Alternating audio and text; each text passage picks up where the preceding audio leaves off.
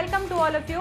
आज हम करने वाले हैं जी हमारा राजस्थान बोर्ड का जो पद्य खंड है उसका आज हम अंतिम पार्ट जो है उसको समझेंगे, जिसमें हम आज पहले पार्ट में उससे रिलेटेड कुछ पढ़ेंगे और कुछ हम उसके नेक्स्ट पार्ट में पढ़ेंगे। तो क्या है, किसके बारे में, शुरू करते हैं आज की कहानी मेरी जुबानी। ठीक है, तो क्या दे रखा है, पाठ 9 जो कि है मंगलेश डबराल द्वारा लिखित, जिसमें उन्होंने किसके बारे में दिया है, संगतकार। संगतकार संगतकार अब तक हमको ऐसा लग रहा है कि शायद ये थोड़ा सा अलग है, संगीतकार तो नहीं है जी, नहीं, ये संगतकार है। तो सबसे पहले आपको म्यूजिक की दुनिया में लेके जा रही हूँ, जहां पर आपको पता तो होगा ही वैसे, लेकिन मैं जनरल नॉलेज के लिए आपको बताना चाहूंगी कि जब एक गाना गाया जाता है, ठीक है, तो उस गाना गाने वाला एक परफॉर्मर होता है।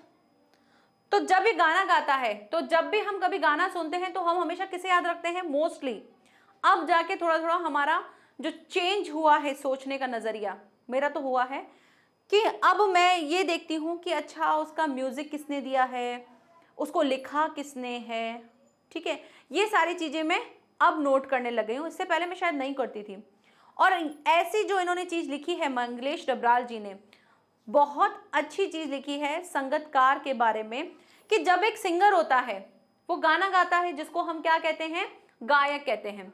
जब वो गाना गाता है तो उसके पीछे का एक प्रोसेस होता है, उसका काम सिर्फ क्या होता है, गायक का काम होता है, सिंगर का काम होता है सिर्फ गाना गाना, लेकिन पीछे से बहुत सारी चीजें होती हैं, जैसे कि म्यूजिशियन होता है जिसको संगीतकार कहते हैं, गीतकार होता है जो इस गाने को शब्द देते हैं।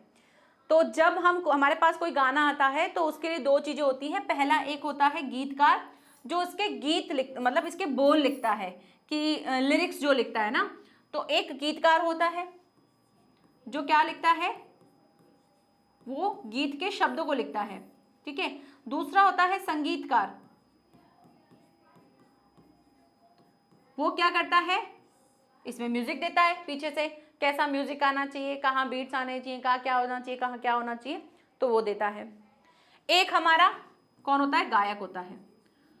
हम हमेशा किसको देते हैं इंपॉर्टेंस, इस गायक को देते हैं। लेकिन मंगलेश डबराल जी ने क्या कहा है कि मैं जो इंपॉर्टेंस देना चाहता हूं वो किसको देना चाहता हूं, इनको देना चाहता हूं, जिनको क्या कहते हैं, संगतकार। ठीक है, तो संगतकार में दोनों आ जाते हैं, आपका म्यूजिक भी आ जाता है, जो आपके म्यूजिक पीछे से दिया जाता है वो भी आ जाता है, और जो गाने वाले होते हैं, ठीक है, जो गाने वाले पीछे होते हैं, जिनको क्वायर बोलते हैं इंग्लिश में, तो जो गाने वाले पीछे से सहयोगी होते हैं उनको कहा जाता है संगतकार। ठीक है, तो यहां पर इन संगतकारों की इंपॉर्टेंस बताई है कि जब एक सिंगर गाना गाता है तो सिंगर गाना एक लाइन गाता है, अब उसी लाइन को वो 2-3 बार अगर रिपीट करेगा तो उसका गला थक जाता है, तो उस थके हुए गले को हेल्प करते हैं कौन, ये हमारे संगतकार, जिनको हम याद नहीं रखते हैं। आपने बहुत सारे गाने सुने होते हैं जिसमें पीछे से 2-3 वॉइस और भी आती रहती है, तो हमको वो वॉइस अच्छी लगती है, लेकिन हमें पता ही नहीं होता है वो किसने गाई है। हमको तो मेन सिंगर के बारे में पता होता है, भाई उसने गाना गाया है, पीछे से कुछ चल रहा है ना, पीछे से उस चीज को रिपीट कर रहा है। जैसे अभी मैं रिसेंटली देख रही हूँ तो जगराते कितनी जगह हो रहे हैं माता जी के, तो वहां पर जगराते होते हैं, तो जगरातों में क्या होता है, मेन एक गायक होता है, सभी जगह पे बड़े बड़े पोस्टर उसी के लगे होते हैं कि हाँ भाई फला फला जगह पे इनका प्रोग्राम है, ये वाले गायक जो हैं वहां पे आने वाले हैं। और हम जैसे अभी यहाँ पर लखवीर सिंह लखा आए थे, तो मैंने उनको देखा, अभी जस्ट रिसेंटली बात है ना, ये शायद वीडियो ये क्लास आपको शायद कुछ दिनों के बाद देखने को मिलेगी, लेकिन ये नवरात्रों के टाइम की बात है। तो मैंने लखवीर सिंह लखा जी को देखा, तो वो गाना गा रहे थे, बहुत बड़ा सा स्टेज था और वहां पे वो गाना गा रहे थे, पीछे से उनको बहुत सारे लोग हेल्प कर रहे थे, पीछे से वो उनको रिपीट कर रहे थे जो भी वो लाइन बोल रहे थे। तो जब वो गाते हैं उसकी एक लाइन को बाकी के लोग पीछे से रिपीट कर रहे हैं, जिससे समा बंधा रहता है, लोग इंगेज रहते हैं, और एक ही गायक जो है एक ही लाइन को 2-3 बार बोले, फिर उसको जब नई लाइन लेनी हो तो उसका गला थक जाएगा, वो भी थकेगा, थोड़ा सा उसको रेस्ट चाहिए। तो उसको रेस्ट देने के लिए, अपने सिंगर की हेल्प करने के लिए हमारे संगतकार जो हैं उनका भी बहुत इंपॉर्टेंस रोल होता है। ठीक है, स्कूल में भी हमने देखा है, कभी सिंगिंग कंपटीशन होता है, जो अच्छा गाता है उसको आगे खड़ा किया जाता है, राइट, वो गाता है एक लाइन, पीछे से हम लोग रिपीट करते हैं, मेरे साथ तो हुआ है, मैं तो छोटी थी तो गाती ही थी, तो मुझे बीच में खड़ा करते थे, मैं एक लाइन बोलती थी, पीछे से उस लाइन को सब लोग रिपीट करते थे। नाम किसका होता था? मेरा होता था कि हाँ भाई इसने बहुत अच्छा गाया है।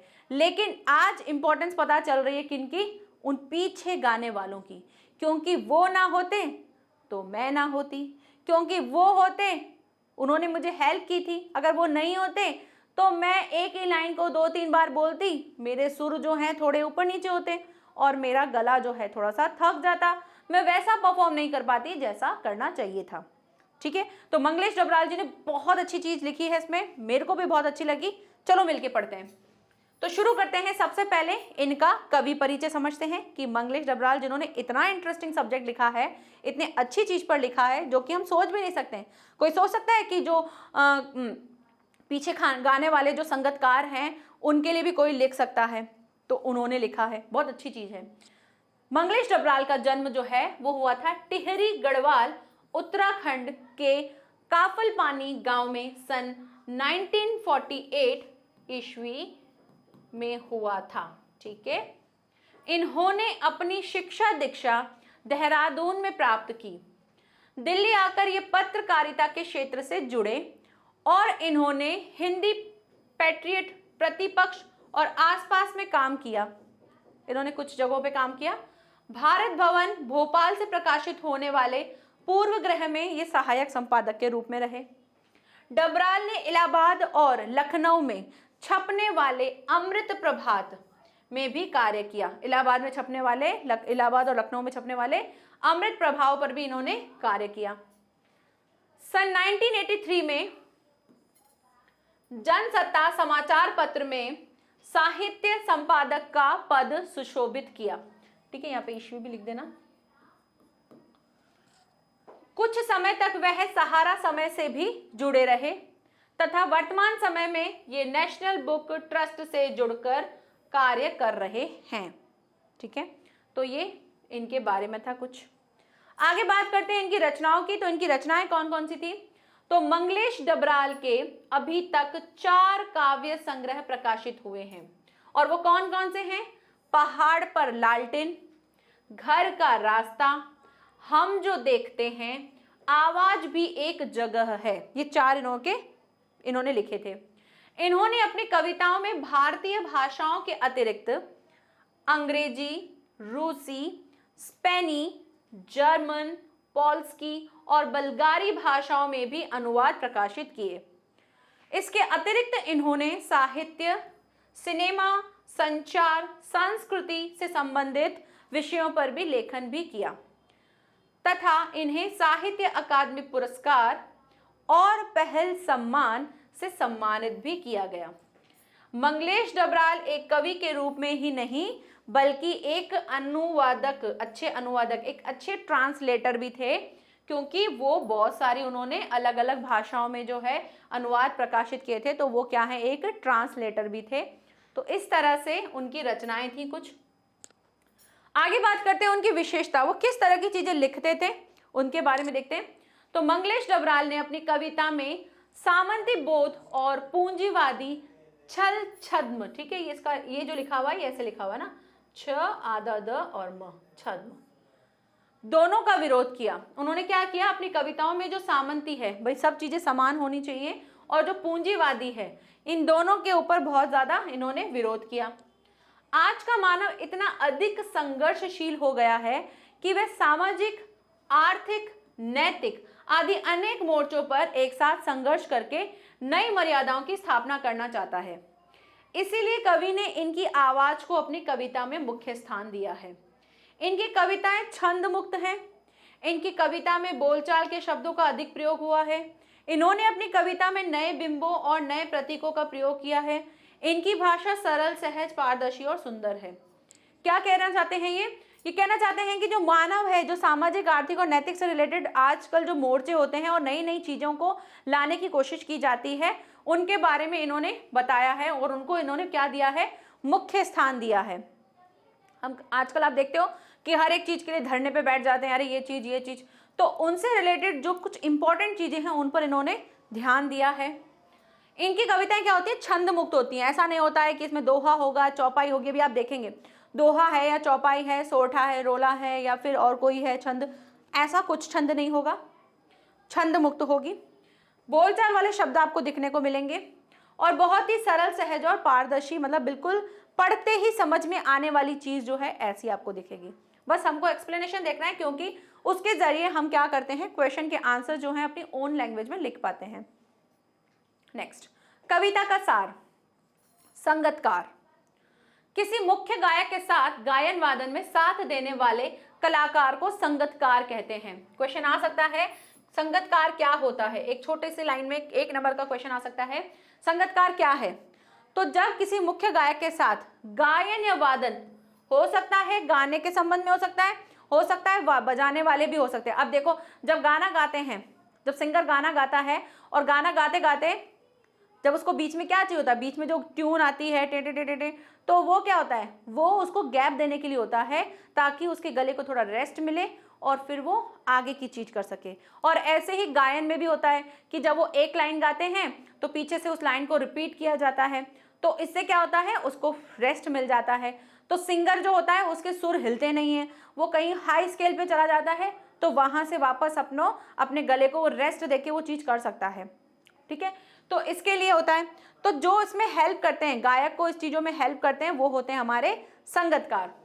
संगतकार कविता में उसी के महत्व पर प्रकाश डाला गया है। नाटकों, फिल्मों, संगीत तथा नृत्य के क्षेत्र में तो संगतकार होता ही है, किंतु समाज और इतिहास में भी ऐसे लोग मिलते हैं जो नायक की सफलता में योगदान करते हैं। क्या कहना चाहते हैं वो, कि भाई नाटक में भी होगा। आप नाटक में देखोगे कि भाई एक मेन कैरेक्टर होता है, या आप सीरियल देख लो अपने, है ना, सारे अपने सीरियल में देख लो कि सीरियल में क्या होता है, एक मेन होता है, बाकी उसके लिए क्या करते हैं, हेल्प करते हैं। अगर एक ही को दिखाएंगे तो क्या हो जाएगा, फिर कुछ नहीं होगा। ऐसे ही अगर हम स्टेज शो करते हैं या कोई फिल्म देख लो, तो फिल्म में भी क्या होता है, भाई एक मेन हीरो होता है, लेकिन साइड में भी बहुत सारे लोग होते हैं ना जो उस चीज़ को हेल्प करते हैं। तो जो साइड में होते हैं वो, जैसे अब अगर पहले की मूवीज़ देख लो, कूली नंबर 1 देखती हूँ, मुझे बहुत अच्छी लगती है कूली नंबर 1, मेरे को मूवी का बहुत शौक है ना। तो कूली नंबर 1 अगर आप देखो तो उसमें क्या है, अगर आप सिर्फ गोविंदा और करिश्मा कपूर को देखोगे तो बोर नहीं हो जाओगे, लेकिन उसमें किसको डाल दिया, कादर खान जी को डाला था। तो कादर खान जी जो है वो, उन्होंने दिखाया कि अपना उनका कुछ अलग कॉमेडी था, वो सारी चीज़ें थी। तो वहाँ पर क्या हुआ, जो मेन कलाकार था उसके साथ साथ और भी थे। हम किसको याद रखते हैं, हम हीरो को याद रखते हैं कि अरे हीरो हीरो हीरो, लेकिन पीछे जो थे उनका रोल कितना इंपॉर्टेंट था। वो नहीं होते तो उस चीज़ में जान नहीं आती, इतनी जान नहीं आती ना। तो वो सारी चीज़ें जो हैं हर जगह होती है, ऐसे ही समाज में भी होती है। समाज में भी बहुत सारी चीज़ें होती हैं, जैसे नेता लोग होते हैं, नाम होता है एक नेता का कि भाई फला नेता जो है वो बहुत अच्छा है, लेकिन उस नेता के पीछे जो उसके साथ काम करने वाले जो होते हैं वो कितना सपोर्ट करते हैं उसको, तभी वो जाके नेता के काम संपन्न हो पाते हैं। नेताजी कहते हैं यहाँ से ये करवाना, यहाँ से ये सही चीज़ करवानी, ये चीज़ सही करवानी है, तो करते तो कौन है, पीछे वाले करते हैं, लेकिन नाम किसका होता है, नेताजी का होता है। ऐसे ही सफाई करने वाले होते हैं, जो मेन जमादार होता है वो इंपॉर्टेंट होता है ना। सब लोग बोलते हैं अरे हमारे यहाँ का जमादार बड़ा अच्छा है, पूरी साफ सफाई होती है, लेकिन सफाई करने वाले जो सफाई कर्मचारी हैं वो मेन है। वो कौन है, हमारे एक तरह से संगतकार हैं, क्योंकि वो संगत कर रहे हैं, वो साथ मिलके संगत करके काम को कर रहे हैं। तो संगत यानी साथ में मिलकर, कार मतलब करने वाला, तो साथ में करने वाला काम होता है। तो ऐसे समाज में भी होते हैं, और इतिहास में ऐसे आपको और भी लोग मिल जाएंगे जो नायक की सफलता में योगदान करते हैं। वे सामने नहीं आते, परंतु ये उनकी कमजोरी नहीं, मानवीयता है। वो पीछे से जो काम करने वाले हैं, ऐसा नहीं कि वो कमजोर हैं, ये क्या बता रहे हैं, वो उसकी मानवीयता बता रहे हैं, उसकी नेचर बता रहे हैं कि वो इतना ज्यादा सोचते हैं। कवि को संगीत का सूक्ष्म ज्ञान होने और कविता में दृश्यात्मक होने से कविता में ऐसी गति है कि पाठक को सब कुछ अपने सामने घटित होता हुआ दिखाई देगा। यहाँ पर जो कवि हैं उनको इन चीज़ों की इतनी अच्छी समझ है, उनको संगीत की इतनी ज़्यादा जानकारी है, छोटी सी छोटी, जो आपको जब आप कविता पढ़ोगे तो आपको ऐसा लगेगा कि मेरे सामने ही दृश्य जो है वो दिख रहा है। क्योंकि आप जब एक संगीतकार को सोचोगे तो आपके मन में कहीं ना कहीं, आप जगराता अटेंड किया होगा, कहीं ना कहीं आपने कोई सिंगिंग कंपटीशन देखा होगा, स्कूल में भी देखा होगा, लाइफ में कभी कहीं ना कहीं देखा ही होगा, ठीक है। और नहीं देखा हो तो अभी तो रिसेंटली बहुत नवरात्रों में बहुत सारी चीज़ें चल रही होंगी, तो आपने वहाँ भी देखा होगा। तो जब वहां आपने देखा तो उधर एक आपको मेन सिंगर दिखा, बाकी पीछे उसके साथ उसका साथ देने वाले तबले वाले, ढोलक वाले, हारमोनियम वाले, ठीक है, बाकी सब भी आपको मिले, झांझ बजाने वाले सब होंगे। तो मेन आपका फोकस सिर्फ किस पे होता है? सिर्फ सिंगर पे होता है।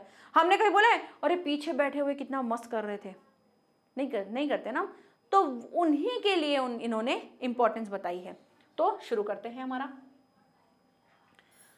क्या कहा है? मुख्य गायक के चट्टान जैसे भारी स्वर का साथ देती, वे आवाज सुंदर कमजोर कांपती हुई थी। वह मुख्य गायक का छोटा भाई है या उसका शिष्य या पैदल चलकर सीखने आने वाला दूर का कोई रिश्तेदार। मुख्य गायक की गरज में वह अपनी गूंज मिलाता आया है प्राचीन काल से। तो अगर आप इसको पढ़ रहे हो तो ना आपको कोई छंद वंद लग रहा है, आपको लग रहा है इसको हम कुछ गा के ऐसे कुछ करके पढ़ रहे हैं, कोई लय वय लग रही है? नहीं लग रही है, क्योंकि सिंपल ऐसा लग रहा है कि बिल्कुल लाइन टू लाइन ऐसे लिखा हुआ है, तो इसलिए ये छंद मुक्त है।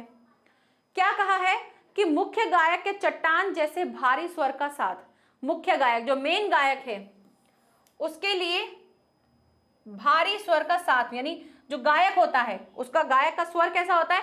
हाई स्केल वाला है। और उस हाई स्केल की चीज को, उस चट्टान को साथ देने के लिए, उस भारी स्वर को साथ देने के लिए हमारे कौन होते हैं? संगतकार होते हैं। क्योंकि जब गायक जो है जब गाना गाता है तो वो अपने लेवल पे गाना शुरू करता है और वो गाते गाते गाते वो अपने स्केल को बढ़ाता है, तो एक चट्टान जैसा बन जाता है। लेकिन उसका साथ देने के लिए कौन आते हैं? उस भारी स्वर का साथ देने के लिए आते हैं हमारे संगतकार, जो उस गायक को हेल्प करते हैं। वे आवाज सुंदर कमजोर कांपती हुई, जब वो गाना गाता है गायक तो क्या होता है? जब गाते गाते वो अपनी स्केल से ऊपर चला जाता है तो उसकी आवाज कैसी हो जाती है? थोड़ी सी कांपती हुई हो जाती है ना। मेरे साथ तो ये बहुत बार हुआ है कि जब गाना गा रहे हैं और मैं अपनी स्केल से ऊपर चली गई, जितना हर किसी का एक स्केल होता है, कोई लो स्केल पे गाता है, कोई हाई स्केल पे गाता है, कोई मीडियम स्केल पे गाता है। तो जब वो गाता है कोई गायक, तो अगर वो अपनी स्केल से ऊपर चला जाता है तो क्या हो जाता है? उसका गला जो है, उसके वहां से आवाज जो है वो कांपने लग जाती है, ठीक है। और उसकी आवाज जो सुंदर थी अब वो कैसी हो गई है? ऐसे घबराहट वाली नहीं होती है, वैसी हो गई है। तो वैसी होने लग गई। वह मुख्य गायक का छोटा भाई है या उसका शिष्य या पैदल चलकर सीखने आने वाला दूर का कोई रिश्तेदार। और ये जो पीछे होते हैं, जो गाने वाले जो पीछे होते हैं, जो हमारे संगतकार होते हैं, यहाँ पे संगतकार जो गाने वाले हैं उनके लिए लिया गया है। अदरवाइज संगतकार मीन्स जो म्यूजिक देते हैं वो भी और जो गाते हैं वो भी, दोनों के लिए संगतकार यूज किया गया है। तो यहाँ पर जो पीछे बैठे होते हैं वो पीछे कौन हो सकते हैं? हो सकता है वो गाने वाले का कौन हो? छोटा भाई हो सकता है, उसके घर का कोई रिश्तेदार हो सकता है, ठीक है, उसका बड़ा भाई हो सकता है, छोटा भाई हो सकता है, कोई भी हो सकता है। तो उसका छोटा भाई हो सकता है या फिर उसका कोई शिष्य हो सकता है, जो पीछे से गाता है वो उसका कोई शिष्य हो सकता है, ठीक है। स्टूडेंट हो सकता है, वो गुरु है, उसके कोई शिष्य हैं, वो पीछे से गा रहे हैं, ऐसा भी हो सकता है। या पैदल चलकर सीखने आने वाला कोई रिश्तेदार, या फिर कोई रिश्तेदार हो सकता है। आज घर के रिश्तेदार है, भाई घर में सब लोग गाना अच्छा लगता है, लेकिन एक बहुत अच्छा गाता है तो वो गायक बन चुका है, पीछे से बाकी के लोग उसको साथ देते हैं गाने के टाइम पे। जैसे हम लोग, जैसे मैं भी कभी कभी कुछ गाते हैं तो मैं बोलती हूँ अरे नहीं, मैं अकेले नहीं गाऊंगी, मेरे से तो नहीं हो पाएगा, मैं थोड़ा थोड़ा भूल जाती हूँ, मेरे को इतना भजन याद नहीं है। तो पीछे से क्या बोलते हैं? अरे तुम शुरू तो कर, हम तुमको साथ दे देंगे। तो जब मैं शुरू करती हूँ तो पीछे से क्या होता है? मैं एक लाइन बोलती हूँ और पीछे से सब लोग रिपीट करते हैं उसको, फिर एक को 2 से बार 3 से बार रिपीट करते हैं। तो पीछे से हिम्मत आती है, जब मैं गाना कंप्लीट कर दूंगी तो क्या बोलेंगे सब लोग? अरे अच्छा गाना गाया तुमने, बढ़िया गाना गाया। तो नाम किसका हुआ? मेरा हुआ। लेकिन हिम्मत किसने दी थी मुझे? उन पीछे बैठने वालों ने दी थी कि तुम शुरू तो करो, हम तुमको साथ दे देंगे। तो यहां पर ये चीज इंपॉर्टेंट है। मुख्य गायक की गरज में वह अपनी गूंज मिलाता आया है प्राचीन काल से। और जो मुख्य गायक है, जो मेन गायक है, जब वो गा रहा है तो उसकी गरज में जिस तरह से वो गाए जा रहा है उसके साथ अपनी गूंज, अपनी आवाज, अपनी गति को वो मिलाता है। और ऐसा जो है वो प्राचीन काल से होता हुआ आ रहा है। यानी जब से संगीत इस दुनिया में आया है, संगीत के साथ ये सारी चीजें जो हैं वो शुरू से ही, प्राचीन काल से ही ये होती आ रही हैं, ठीक है। अब इसकी व्याख्या देखते हैं। बहुत सिंपल सा है, समझने वाली, मतलब ऐसा कोई शब्द नहीं है जिसमें आपको दिक्कत होगी हो इजीली समझ में आ रहा है, बस हमको इसको अपने शब्दों के साथ इसे एक्सप्लेन करना सीखना है। ठीक है, बात करते हैं इसकी व्याख्या की। भावार्थ क्या दिया है, संगीत कार्यक्रम में मुख्य गायक का स्वर ही प्रधान होता है। हम सबसे ज्यादा इंपॉर्टेंट सिंगर को देते हैं कि तुम अच्छा गाओ, ये अच्छा गाता है, ये बढ़िया गाता है, ये इसकी आवाज अच्छी है, हम हमेशा उसी को ही इंपॉर्टेंस देते हैं। उनके स्थिर गंभीर स्वर में उसके सहायक या संगतकार अपना सुंदर किंतु अपरिपक्व स्वर मिलाते हैं और उसके संगीत, जो उसका संगीत होता है, अभी गायक जो आया है तो गायक कुछ होगा तभी तो गायक है, और जो पीछे बैठे हैं वो संगतकार हैं, वो उसके साथ खड़े होते हैं, तो वो क्या होते हैं, अपरिपक्व होते हैं, यानी फुल तरह से ट्रेंड नहीं होते हैं, वो सिर्फ क्या कर रहे होते हैं, एक गायक का पीछे से साथ दे रहे होते हैं। तो उसका जो गायक होता है उसका स्वर जो होता है वो कितना होता है, बहुत ही स्थिर, बहुत ही गंभीर होता है। आप जितना देखोगे, जितने ज्यादा पुराने गायक होंगे उनका सुर पे पकड़ उतना अच्छा होता है। तो ऐसा ही उन्होंने दिखाया है। तो ये सहायक या संगतकार जो है अपना सुंदर, उनका सुंदर तो होता है स्वर, लेकिन अपरिपक्व सा होता है, कच्चा पक्का सा होता है, फिर भी वो अपना स्वर मिलाते हैं और उसकी सहायता करते हैं। यह संगतकार गायक का कोई निकट संबंधी हो सकता है या कोई उसका कृपा पात्र, यानी जो उसके जिसके ऊपर उसकी दया वया है या उसके साथ साथ रहता है, साथ में रहता है, या गायक का छोटा भाई हो सकता है, शिष्य हो सकता है, या कोई निर्धन किंतु लगनशील संबंधी भी हो सकता है जो पैदल चलकर उससे संगीत की शिक्षा लेने आया है। पुराने समय से ही संगतकार का जो स्वर है मुख्य गायक के ऊंचे गंभीर स्वर के साथ मिलकर गूंजता रहता है और ऐसा प्राचीन काल से होता हुआ आ रहा है। Clear, very simple. आगे बढ़ते हैं। नेक्स्ट पद क्या कहता है, गायक जब अंतरे की जटिल तानों के जंगल में खो चुका होता है या अपने ही सरगम को लांग कर चला जाता है भटकता हुआ एक अनहद में, तब संगतकार ही स्थाई को संभाले रहता है, जैसे समेटता हो मुख्य गायक का पीछे छूटा हुआ सामान, जैसे उसे याद दिलाता हो उसका बचपन जब वे नौसिखिया था। नौसिखिया मीन्स क्या होता है, नया नया सीखने वाला ना, सीखने वाला। ठीक है, अनहद मतलब कोई हद नहीं। ठीक है, सरगम क्या होता है, सरगम क्या होता है, 7 सुर, पता है ना, सारे गा मा पा। गायक जब अंतरे की जटिल तानों के जंगल में खो चुका होता है, जंगल मीन्स कि जब गायक अंतरा गाता है, सबसे पहले क्या होता है, मुखड़ा होता है ना, कि जिसमें स्टार्टिंग में 2-3 लाइनें होती हैं। अब मेरे को अभी तो गाना याद नहीं आ रहा है, पर जैसे स्टार्टिंग में क्या होता है, 2-3 लाइनें होती हैं, उसको मुखड़ा कहते हैं। फिर उसके बाद एक म्यूजिक बजता है, टिंग टिंग टिंग टिंग, है ना। उसके बाद क्या आता है, अंतरा आता है, यानी एक स्टेप आता है। अब जब वो अंतरा आता है, उस अंतरे में आपके 3 से 4 लाइनें हो सकती हैं। जब वो गाते हैं तो गाते हुए क्या होता है, उसको गाते गाते स्केल थोड़ा सा हाई हो जाता है, क्योंकि गाते हैं एक लाइन शायद लो हो सकती है, फिर थोड़ा हाई होगी, फिर ऐसा, मतलब हर गाने का एक अलग अलग होता है। तो जब वो गाना गाते हैं तो अंतरे में वो क्या होते हैं, हाई स्केल पे चले जाते हैं और गाते गाते वो उसी गाने में खो जाते हैं। तो जब खो जाते हैं तो वो ताने, मतलब जो जटिल ताने हैं, यानी जब वो हाई स्केल पर जब गाते हैं और उस टाइम पर वो खो जाते हैं या अपने ही सरगम को लांग जाते हैं, यानी जो उनका स्केल था उस स्केल को गाते गाते गाते गाते वो हाई लेवल पे पहुंच जाते हैं। तो उस टाइम पर क्या होता है, उस टाइम पर वो चले तो जाते हैं वहाँ पे, उस हाई स्केल तक गा देते हैं, लेकिन बाद में उनका आवाज़ अगर वापस उनको नीचे आना है, उस सुर से नीचे आना है, तो उनका आवाज़ फट जाता है। ठीक है, ऐसा होता है ना। तो ऐसे होता है तो क्या होता है, अब जैसे मान लो मैं कोई गाना गाना मुझे आ जाएगा, सोचने में आ जाएगा, तो मैं आपको गा के बता दूंगी। उसको मैं आपको नॉर्मल भी गा के दिखाऊंगी, उसको मैं हाई स्केल पे भी गा के दिखाऊंगी। तो हाई स्केल गाने पे क्या होता है, फट जाता है वो आवाज़। तो जब फट जाता है तो उसको संभालने के लिए तो कोई होना चाहिए ना, उनको संभालने के लिए हमारे संगतकार जो है वो बहुत ज़्यादा इंपॉर्टेंट रोल प्ले करते हैं।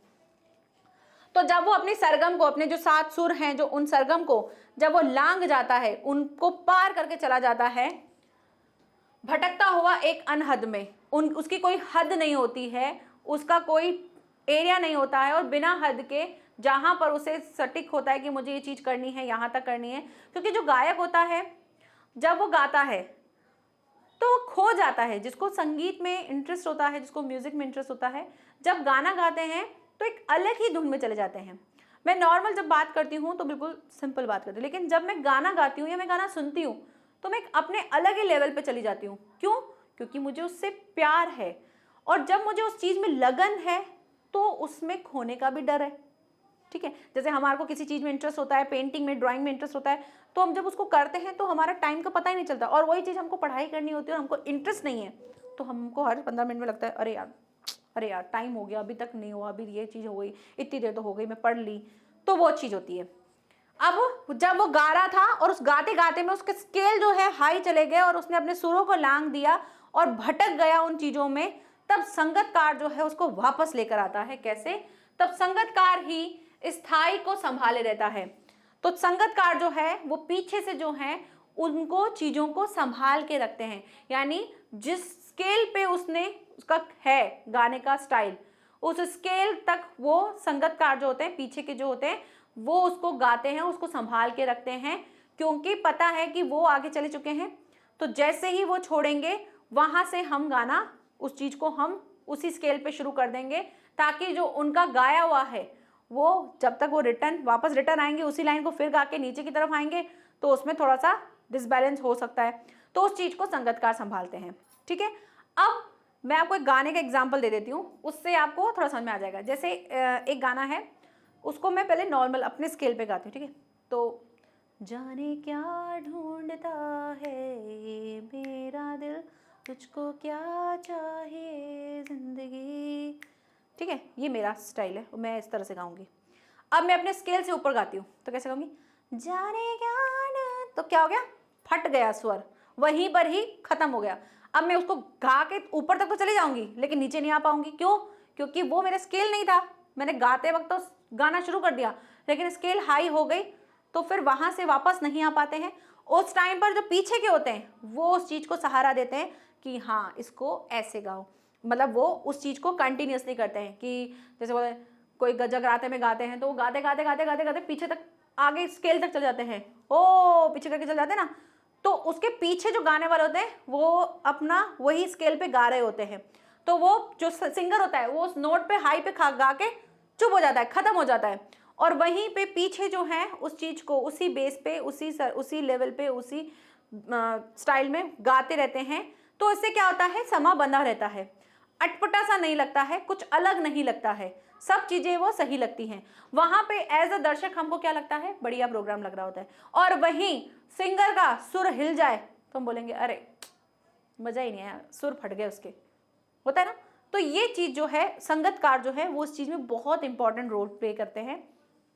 आगे, जैसे समेटता हो मुख्य गायक का पीछे छूटा हुआ सामान, जैसे उसे याद दिलाता हो उसका बचपन। और ऐसा लगता है कि जो संगतकार हैं वो क्या कर रहे हैं, ऐसा लग रहा है जैसे जो गायक है ना, उनका पीछे को जैसे सामान नहीं छूट जाता है, उस तरह से उनके सामान को वो समेट रहे हैं। कि जिस चीज को, जिस गाने को उन्होंने गाया उस स्केल से ऊपर की तरफ चले गए, और अब जो है उनका जो मेन स्केल है उसको वो बरकरार रखे हुए। तो ऐसा लग रहा है कि जो गायक है उसके सामान को वो क्या करके रख रहे हैं? समेट के रख रहे हैं। जैसे उसे याद दिलाता हो उसका बचपन जब वे नौसिखिया था।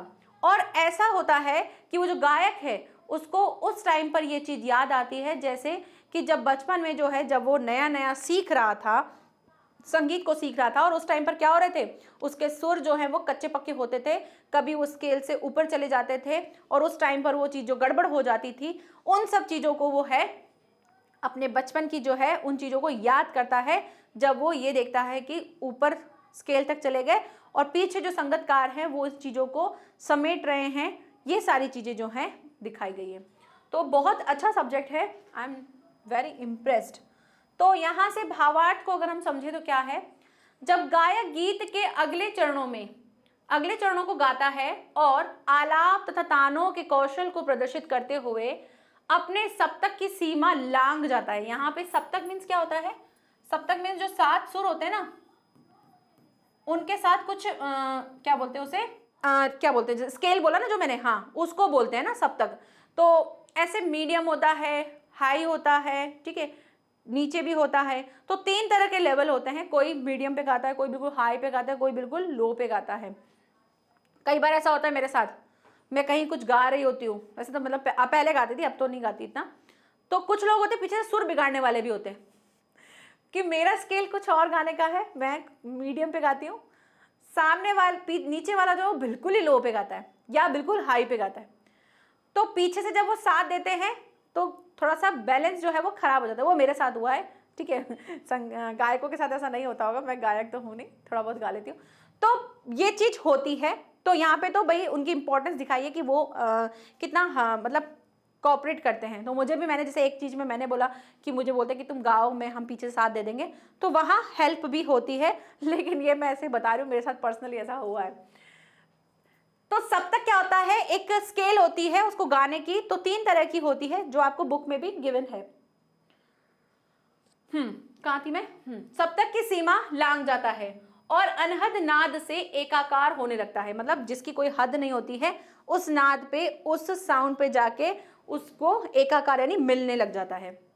मूल स्वर से वो क्या हो जाता है, दूर चला जाता है, उसका जो मेन स्वर है उससे वो बहुत आगे चला जाता है। तब संगतकार ही उसे स्थायी पंक्ति का स्मरण कराता है। वो बहुत आगे चला जाता है तो संगतकार जो है उनको इन चीज़ों को याद दिलाता है कि आपका स्केल ये था, हम इस पे अभी तक कंटिन्यूसली गा रहे हैं। तो उसको याद आ जाता है, मैं तो बहुत हाई चला गया, पीछे से वो लोग उस चीज़ को कवर करे हुए रहते हैं। जैसे वे गायक के पीछे छूट गए सामान को क्या कर रहे हैं, संभाल रहे हो। उसका स्वर गायक को उसके बचपन के दिनों का स्मरण कराता है। किसका स्वर? गायक का जो स्वर है उसको उसके बचपन का याद दिलाता है, जब वह संगीत को नया नया सीख रहा था, जब उसने नया नया संगीत सीखना शुरू किया था और मुख्य स्वर से वो क्या हो जाता था, भटक जाया करता था। तो तब के टाइम का उसको ये सारी चीजें जो है वो याद आने लगती हैं कि जब मैं बचपन में, जब मैं नया नया सीख रहा था, तब मेरे साथ ऐसा होता था कि मैं सुरों में ऊपर नीचे हो जाता था। तो आज मुझे वही चीज जो है वो फिर से याद आई, क्योंकि मैं अपने सुरों से भटक गया, मैं थोड़ा आगे की तरफ चला गया, लेकिन जो मेरे साथ वाले जो संगतकार हैं वो उस चीज को अभी भी याद रखे हुए हैं, संभाले हुए हैं और मेरे सामान की तरह जैसे कि उसकी रक्षा कर रहे हैं। ठीक है, तो यहाँ पर जो है हमारा ये आज का जो चैप्टर है, जो इसको हम यहीं पर ही एंड करते हैं। इसके साथ इसके 2 पद और हैं, उनको हम नेक्स्ट क्लास में पढ़ेंगे और उसके बाद हम इसके प्रश्न उत्तर भी देखेंगे, क्योंकि प्रश्न उत्तर भी बहुत इंटरेस्टिंग है, जिसमें आपको खुद से थॉट्स अपने भी बताने होंगे, तो वो आप अपने अकॉर्डिंग बता सकते हो, वो डिस्कस करेंगे नेक्स्ट क्लास में। ठीक है, तो मिलते हैं नेक्स्ट लेक्चर में। Thank you so much, bye bye and take care.